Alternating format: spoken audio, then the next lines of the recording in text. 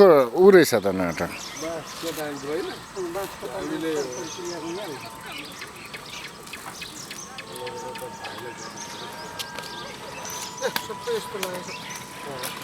हिँड्यो बिहान 5:30 बजे अहिले ठिक्क यो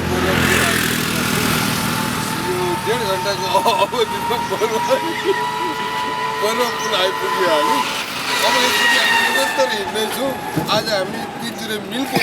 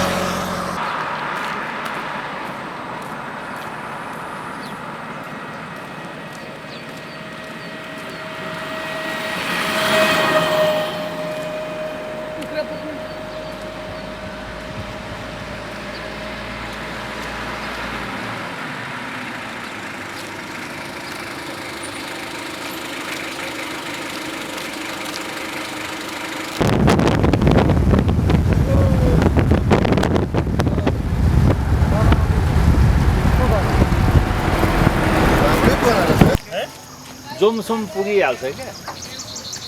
विष्णु।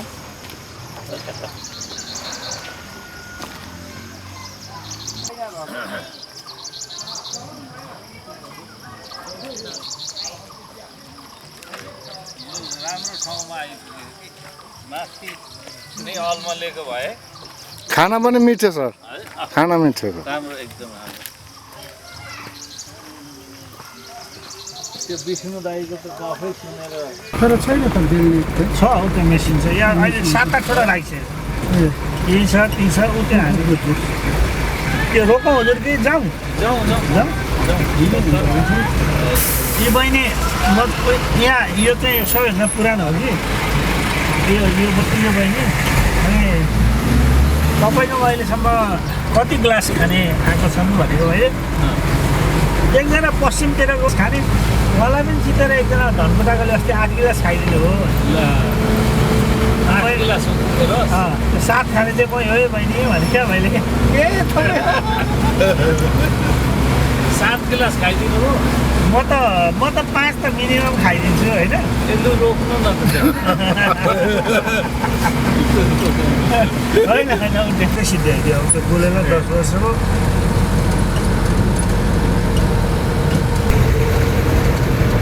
हाम्रो देशमा सिद्ध्याइदियो उसको त आफ्नो प्रान्त हो त के ठुलो कुरा हो।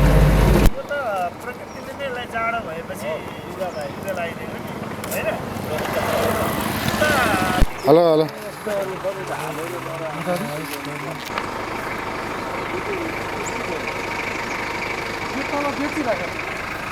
ल केही बताउनुहोस् त म भिडियोमा छु। अनि यो चाहिँ तिनतिर मिल्छ भन्ने छैन पनि तर यहाँ चाहिँ अचम्मै कुरा सुन्दो रहेछ हजुरको यहाँ सबैजना आउँदो रहेछ हेर्दो रहेछ हामी पनि आउँ हेरौँ भनेर आएको तर अँध्यारो बध्यारो भयो ढिलो भयो तर पनि फुल चाहिँ मन के फुलेको छ यता यता पछाडि अगाडि होइन यो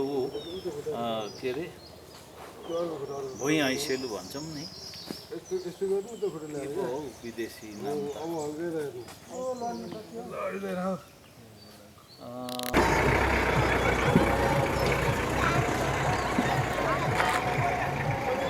ONC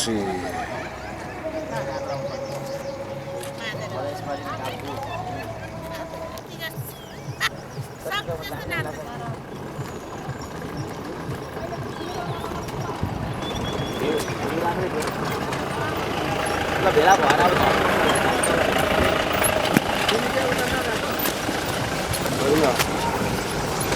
आयो नि यो पनि आयो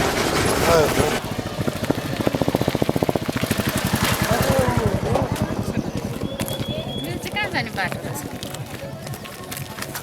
गाइस 2 शब्द केही भन्दिने हो कि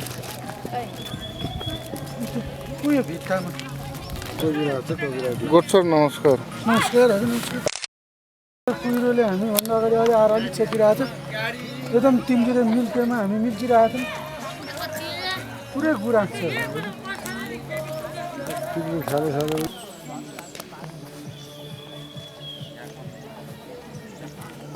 एउटा कविता यहाँ बसेर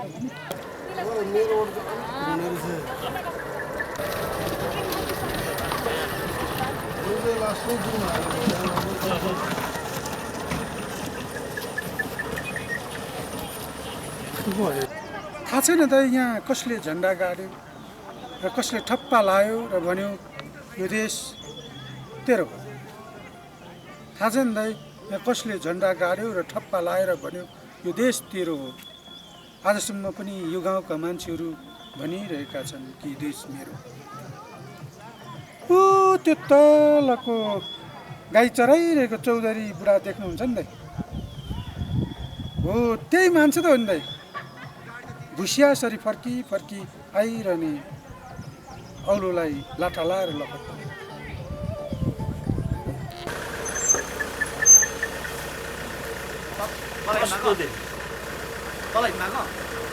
आइस नि दाइ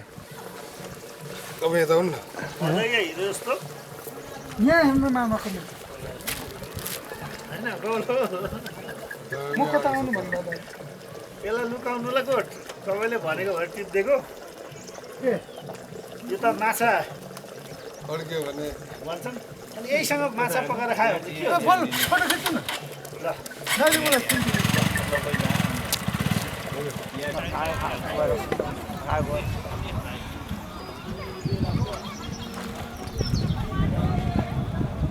नेराङको 10 दिन 2 3 गो आउनु सर ओके कस्तो हिँडाइ भयो नि अब मलाई थाहा भएन यस्तो लगभग फुलेको यस्तै यस्तै हो त्यो चाहिँ अग्लो डाँडाबाट भ्यू राम्रो देख्ने हो तर मौसम यस्तो छ भ्यू देखिँदैन